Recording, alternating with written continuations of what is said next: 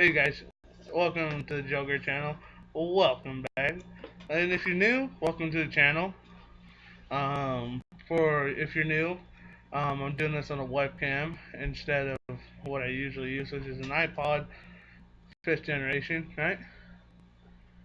Yep, fifth generation. The iPod's off to get fixed. So I fixed the webcam, so I felt comfortable with the quality of the webcam, which instead of setting the exposure to auto or to manual, I set it to auto, so you don't get so much aura. It doesn't take so damn long to every time I move, the camera adjusts automatically instead of I have to sit there and wait for it. But anyways, I got some dip mail. My two coupons or any five cans of any style came in. I got two of them, 350 off. Um, it says, thanks for choosing quality craftsmanship. Hold on, let me spit here.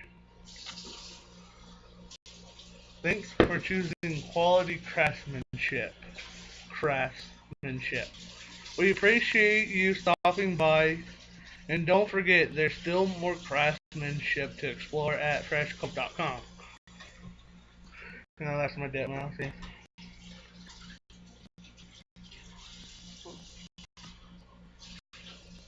Oh, this way.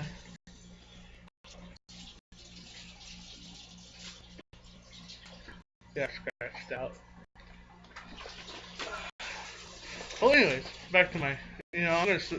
From now on, my gums are tore up, especially my front. This side's not so much as like this side to the front. My front's slowly healing, but if I keep dipping on there, it's not gonna heal like I want to. So I'm gonna get pouches. I'm gonna roll pouches. Now, my take on it is you're not a pussy if you dip pouches. Pouches are there for a reason, and for a beginner dipper, they will be your best friend when your gums are tore up. Now, I don't see many people using them like that. They're all like, oh, they're pouches, they're pussies. No, they have good points where, like, if you're working, that's a great time to do pouches because, I mean, like, if you have an office job or some place where you're meeting people, how nasty or, you know, you're not gonna, it's unprofessional, to come with a water dip in your mouth. Like, just this big black thing. Even if you keep it hidden, see, like, if you know, it's just, gets a little too much to handle if you're talking to people. And that's where pouches come in. You don't see this big huge wad of black in your mouth, and you don't get dip particles everywhere. And I got a Woody, my mud jug. Yes, I do own one. For all you guys just tuning in, and only saw my recent videos, so I'm gonna be dipping pouches after every so many cans to give my gums a rest. Pouches are good for that. They don't they don't tear up your gums. Anyways, and Spencer Stryker had an amazing tip for dipping pouches. Tear off a small corner of them, so you let the juices in. It lets the juices in better. Now,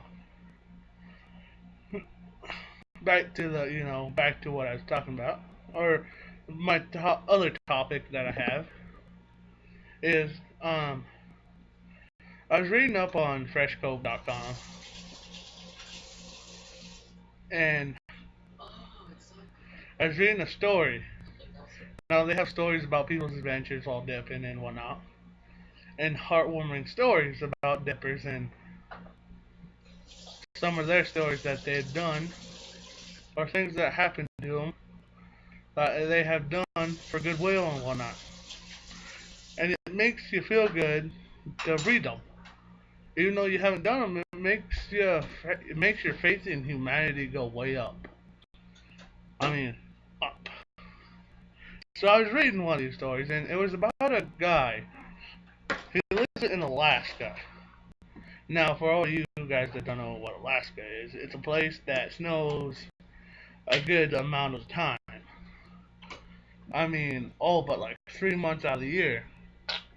And in the southern parts, now once it gets close to the northern part, I don't even know if it has summer for even 3 months. Well, for anybody who's lived in snow that snowed more than a couple of inches will tell you that, you know. Well, let me get it. Let me get back to that. Let me tell a story. Tell, you know, what this guy was doing. All right. Now this guy's a pilot, but it's not uncommon in Alaska because to get to many parts of Alaska, you either got to go by boat or by plane. Now, the bigger part of Alaska has a central train that they use for mail and transportation to get into the outer reaches of Alaska. And to the places that train doesn't go, you have to get there by plane or boat. Um, well, anyways, this guy's a plane or a pilot, owns a plane. Well, he was in a village, and in Alaska, villages usually have to fend for themselves for most of their stuff. And there's wolves and grizzly bears and I think even polar bears are in Alaska. But what they have, like I want to say, one of the most problems they have is wolves. Wolves are one of the top predators in Alaska, and in fact, most of northern America, they have huge wolf populations. Here in Idaho, we have a huge wolf population that was almost extinct for a while. They were on the endangered species list, but hold on, let me flip my dip.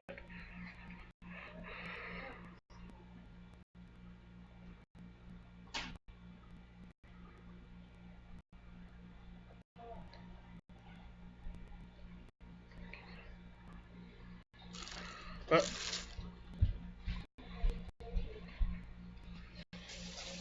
okay,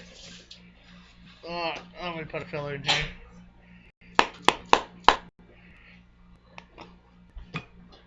I know I should have done this at the beginning of the video, not when I'm telling a story, but I'm sorry about that.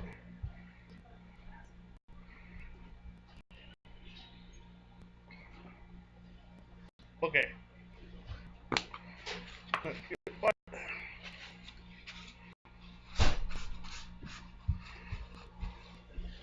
Anyways, in most northern parts of, you know, of American regions, it's populated by wolves. Now, a fun fact about Idaho is that they're almost extinct in Idaho. Um, we back in the like 30s and 40s and even 20s to the 30s. Wolf hunting was a major thing in Idaho because they're attacking herds and whatnot. But in Alaska, they attack the villages, ransack them, and wolves are wild animals. Now, they are not domesticated like dogs or cats or, Dogs are their cousins now. Nope. Well, actually, wolves are the ancestral grandfather or fathers of the dogs. Actually, back in history, wolves, there weren't dogs, there were wolves. How we became friends with them is that we treated them nicely, fed them. Well, we trained them. That's what we did. But the wolves in the wild, you hear why every animal is dangerous. In the wild, protect them, and then they protected us. Now, That's how it came from. see, wild animals, their only basic thing that they have is they're territorial. Any wild animal is territorial. Any wild animal is dangerous. From a deer to a tiny um, squirrel. You don't think they're dangerous, they are. If you threaten their territory and they're young, They're gonna get you. they will get you. And it might be a bite, it might rip your head off, it might shred you to pieces. But Deer or something like that, those horns, man, get you. yep, deer will get you with their horns, their hooves. You know, oh, you might think they're harmless, but no animal is ever harmless. Even domestic animals aren't harmless. Yeah, dude. That's the thing. They're not built like humans, alright? Humans are animals all the same. You may not like to think so. You can debate it with me all you want. But we're humans. We're animals. We're still animals. We're still part of the animal kingdom. Scientifically, we are part of the animal kingdom. The only reason we're top dogs on the animal kingdom Because we're advanced. is because we have technology. Yeah. We're much like chimps, honestly. We're smart. Well, back to the story that give you a rundown. Wolves, there isn't just one wolf, alright? Wolves. It's always a pack. If it's a lone wolf, a lone wolf that doesn't have a pack is more dangerous than a pack of wolves. Why? Because a lone wolf is a scavenger. You do anything for food. They'll do anything for food. And that means if attacking an animal bigger than it, it'll do it. Any animal starving will attack you. So, when it's a wolf, especially in Alaska, if a wolf's near their village, they still have wolf hunting up there. And some tribes even rite of passage is killing a wolf. That has spiritual significance, as well as protecting the village. Now, if it's not a lone wolf and it's just a single wolf, you can bet that there's a pack right behind it. And what you don't want is to have a pack of wolves near your living space. Why? Because your children will be at stake. Because children, no matter their age, especially little ones, they'll think that of a dog because there's a real big similarity. And they will kill young. That's what they go after. They go after young and sickly. And in this video, or not this video, but in this deal, there's two guys that went out into Alaska wilderness, snowing. Now that in itself is dangerous. Why? Because hypothermia. Hypothermia out in the wilderness will kill you. You can have the best thermal gear in the world. You can still get hypothermia. Why?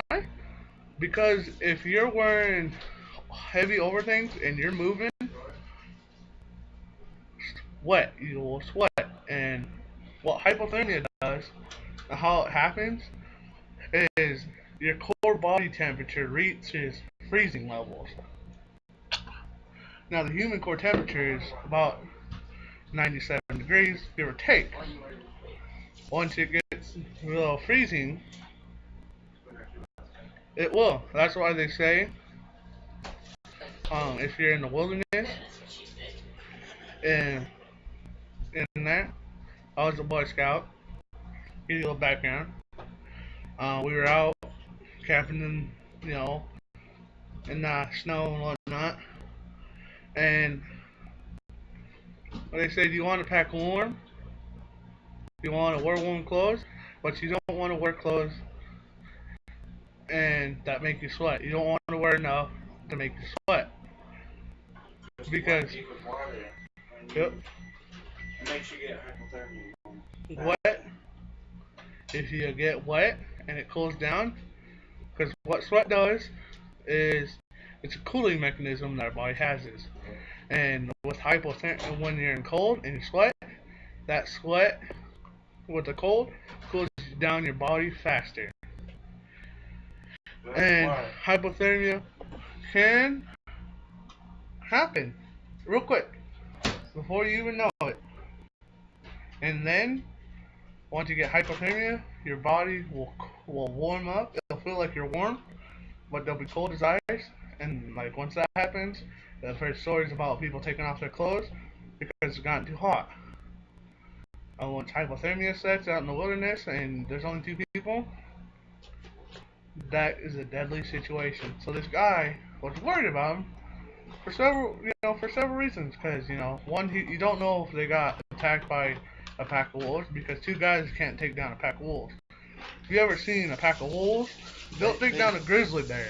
They may scare them off if they have a gun, but they'll still probably come back. If you ever seen that movie Gray, that is one possibility for wolves. They're upstairs. Yeah. That is one possibility, That can happen. I'm serious. Uh-huh. I mean, wolves, if you get a pack, they will take you down. You can have a gun, alright? Fully automatic gun. You can bet with that fully automatic gun, the only thing you're going to do is scare one or two of them away. Yeah. Once you get a pack, and they hunt in packs. I mean, a lone wolf is easy to take care of. You shoot them. Yeah. If you corner them face to face, that's not a good idea. But if you get a pack, it don't matter if you got guns, because they hunt in packs. Yeah, they talk to each other. Yeah, dude, they strategize. That's how they take down the big game, Yeah. I've seen whole packs take down a grizzly bear. As you watch, they don't just go for like one side. For an animal. They surround him. Yeah. They don't all go in at once. They have one go behind you, and they have some going from the sides. They have some come from the front. They have some to distract you. They're organized hunters. It isn't just one coming at you. You have a whole pack coming at you. So, given that knowledge, this guy who's lived in Alaska, probably most of his life, is a pilot. And once he heard that they didn't come back, he got in his plane, went searching for him. Because there's dangers from the elements and animals. So, he went looking for him. A few hours later, he found them. They had a snowmobile broken down. Now, before he left, it was about 6 o'clock in the morning. All he did, he got him some coffee and threw in a pinch and went looking for him. Luckily, he found him. He threw in his repair kit that he has for that type of situation, and he got him the necessary supplies to fix his snowmobile. And within a few hours, they're back in the village. Now that's heartwarming that someone like that actually cared for these two men to go out in a plane, which fuel costs money, and help them, and find them and help them. Another one, you go on there, you read tons of them. There's this firefighter. I don't even think he was on duty, but he was burning. He went into a burning house. He heard on the radio there's a burning house that he's close to. He went into that burning house, heard a woman. There's two other people with her. He was the first one to respond. He went into that house, burning house, got them out, and as soon as he got them out, the ambulance had shown up. And in the deal, it says, I always have a can of Copenhagen in my back pocket. There's another one. There's this lady on the side of the road who is having car trouble. These guys, just doing stopped to see if they could help her. Well, they helped her. There was something with her spark plugs or whatever. Well, they helped her. They got her. Told her to fire her up. Fired up right away. Saved out. That one was already late for work, and thought she was gonna be there for several hours. They helped that woman out. Saved her a couple hours of waiting on someone, with a broken down car for a tow. Got in the car, threw in a pinch. Stories like that make you feel good about, humanity. Humanity is not lost. And people look down on dippers. But you know what? What I've come to find, not just with those stories, but throughout life, don't judge someone by their cover. Some of the nicest people may look like you wouldn't want to meet them in the back alley or in a dark alley. And they would give you their shirt off their back. They'd even give you some change if you need some money if you needed it. If you're homeless and sitting there, they'd give you money to get you something to eat, or they'd get you something to eat, get you something to drink. Now, never judge a book by its cover. Dippers. I've met quite a few dippers who would do that for somebody.